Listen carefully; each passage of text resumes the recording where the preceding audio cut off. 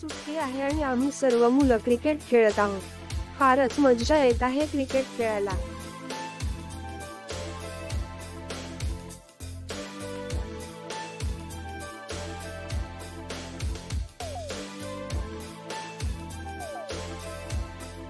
अचानक आमच्या गावावर काही दुष्ट लोकांनी त्यांच्या भविष्यकालीन युद्ध विमानांनी व शस्त्रांनी हल्ला केला.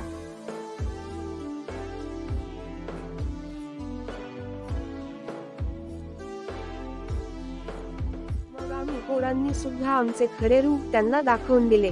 आमचे विक्राळ रूप पाहून आणि आमच्या शस्त्रास्त्रांनी घायाळ होऊन ते दुष्ट लोक नष्ट झाले.